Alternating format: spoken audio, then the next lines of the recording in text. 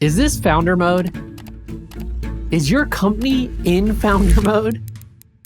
And what even is founder mode? These are the questions. And here's the answer.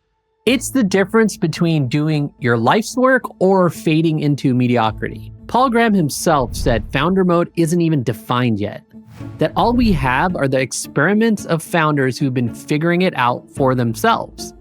So this is my take as one of those founders. Paul Graham also predicted that once we figure out founder mode, we'll learn it's what a lot of founders were already doing, while everyone else thought they're just eccentric and weird. Well, a lot of people think Michael Scott's just eccentric and weird, but today we'll explore whether he was actually in founder mode. In the process, you're gonna learn exactly what founder mode looks like, how to spot it in your company and yourself, and practical tips for developing it. The office is obviously ridiculous, but it draws out hidden dynamics that are happening at your company. So as funny as it is, this should be eye-opening too. Listen up, everybody. I have some news. All I can do right now is put on a brave face and go out there and be their leader. We are screwed. What about us, Michael? Do we still have jobs? I don't know. Probably not. I mean, I have to say, this is basically founder mode, where you're kind of telling the truth and you're telling it in a brutal way. If you do that, you're going to build trust and you're going to build a team that's willing to go to bat and do what it takes to win or do what it takes to get out of a problem. I would only say that, like, you better be ready to answer the questions that people have when you do this, if you do it. If you're on a team that's hiding bad news, the thing is, everyone can see it. Just pay attention to, first, people chatting to each other literally just to share secrets and rumors about what may or may not be happening in the company. Second, little slights and comments that just make you think, did they really just drop that bomb? And third, anytime you feel you have to work differently with someone because they're not supposed to know the full truth. To get more founder mode with this, leaders, try not to lie for a week and see what happens. What things do you feel resistance to being honest about?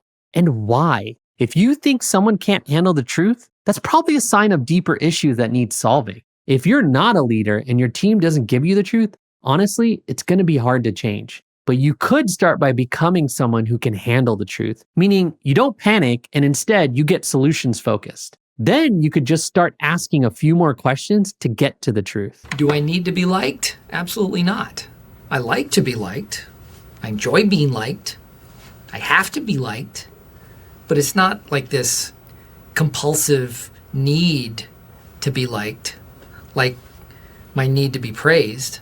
Okay, this is so good. I love it. He's clearly talking out of his ass. He's like, no, but also yes, 100%. And honestly, this is a lot of people. We all want to be liked. It's really hard to get away from this instinct, but if you can't do it, you're not in founder mode. Because founders aren't designed to be liked. They have to make sure everyone knows the reality and what to do about it. And if they need to get in the details of people's work to make sure it's excellent, then that's what they'll do, even if people won't like them for it. If you ignore what's actually happening just so people like you, the truth eventually catches up. So here's what you need to look out for. Pay attention to your instincts when dealing with people. Are you doing that thing because it would help the company or help your feelings? And you can even remove yourself from the situation by asking, hey, if I was coaching someone else on this, would I advise them to do the same thing? My number one tip for overcoming this is to go deep on where your need to be liked comes from. What happened to you in childhood that caused you to have this need to be liked? What is it that you learned? Is it because you're determining your self-worth based on what someone else thinks about you? When it comes to needing to be liked, The Courage to be Disliked is the book to read. If you guys have this worry of being liked by everyone, I would read the book. Today we're going to be talking about PowerPoint. PowerPoint, PowerPoint, PowerPoint. And the best way to start is to hit start. And up comes the toolbar. And then we are going to register. You hit register, updates are ready. I should update. Estimated time 12 minutes, so this should take about 5 or 10 minutes. Okay, this is ridiculous, but it's not even that ridiculous. People might dress it up better in real life, but I swear, there are meetings as bad as this. I've been in them, you've been in them. This is not founder mode at all, because founder mode is about delivering clarity and having impact. And meetings like this do the exact opposite. Honestly, we've all seen this before. It's just that feeling of like, why are we even here? So most important is what you can do about it. First, don't do meetings that fit any of these categories. 1, there's no agenda. 2, there's no clear goal. And 3, you could do it in a document or even a message, like sharing an update. And if you can't remove meetings, then go improve the ones you're already having. Be the person who asks, hey, what's the agenda here? What are we trying to get out of this? Try to get everyone to focus towards a decision, and just generally do a little more prep than everyone else so you can bring that founder mode energy. Heard you're having money problems. Listen, I got the answer. You declare bankruptcy, all your problems go away. How would that help, Creed? In Monopoly, you go bankrupt, you lose. That game is nuts. Nobody just picks up get-out-of-jail-free cards. Those things cost thousands. That is a good point. I declare bankruptcy! It's very fascinating how quickly he was able to change his mind just off of new information. I think that part is the founder mode part. I'd be like, all right, that's awesome. Obviously, you don't want to do that all day and you want to make sure your team's on board.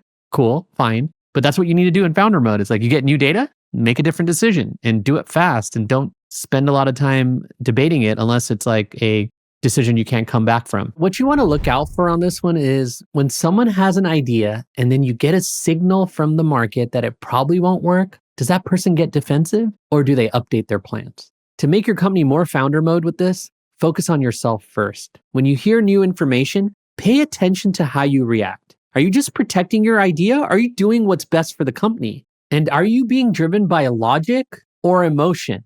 If you're feeling lots of emotions, that's a red flag that you need to watch out for. Try being more open to what you could be missing. He heard you made a big splash at the meeting. Oh my God, that was so mean what I just said, and I didn't mean it. It was Kevin and Meredith put me up to it. Okay, I'm gonna kill you. Michael, don't listen to them. Thank you, Stanley. You just ignore their carping. Okay. Carp is both a fish and a term for complaining. They're mocking you with wordplay. Hey, boss, did you find Nemo? I could name Pixar movies too. Toy Story. Don't you mean Koi Story? Okay, this is funny in the office and sad in real life because these environments with constant turf wars and politics are toxic and unproductive. So Dunder Mifflin was not founder mode here. In founder mode, everyone's on the same page and they're focused on customers and impact, not internal politics. Now, when it comes to spotting this in your company, it can actually be kind of hard because the whole problem is people hiding things. One thing you can do is check out your company on Blind. This isn't an ad, but Blind is an app where people share gossipy nonsense about their workplace. And if people are using that outside the company, you have some things to fix inside the company. But the most powerful thing you can do to spot this is actually the same thing you do to solve it. You need to create an environment where people are willing to tell the truth. This means reacting calmly to news and feedback, no matter how good or bad it is, and normalizing hard conversations where people speak openly. If you want to action this right now, think of the conversation you're most scared to have, because I guarantee you there is one. Now pause this video and message that person to book a chat. I'll wait. I want to hear some great ideas from you that are just as good as mine. We own our own delivery trucks. Mhm. We could lease them out on the weekends. Too many words. Good ideas are simple. Oftentimes, when someone's in founder mode, they can sound exactly like that. Very like affirmative, very directive, dismissing ideas, saying they suck, blah, blah, blah. It's not very conducive to building a strong, healthy culture or team, though. And that's where I would say that we can confuse founder mode with a tyrant. We, of course, know Michael is a tyrant. So this is a 0 on founder mode, in my opinion, because it's just done incorrectly. If you want great ideas from the team, you have to let them be creative and be open to hearing their ideas, even if they're crappy ideas. Instead, Michael was looking for something else here. I think he was looking to stroke his ego. Founder mode is not about stroking your ego. You'll notice this at your company by how fearful you are to share your ideas and what actually happens when people share them. What's the first thing someone else says? To get more founder mode on this, you need to give ideas room to breathe. It doesn't mean you have to go do every little thing people come up with, but it does mean you need to hear them out. And if you're in a team where no one else takes that approach, they're just shutting everything down. Go find a new job. Seriously, It's too important. So final reflections. Is Michael Scott in founder mode, or is he really just eccentric? Well, he showed flashes of potential, and we have to respect what he's done over at Dunder Mifflin. But I'm going to have to say he's mostly just eccentric. We can thank him, though, for some insights into what founder mode is, how you can spot it, and actions you can take at your company. Following this advice will be hard and scary, but trust me, it's worth it. If you can get your company in founder mode, you'll all do the best work of your life.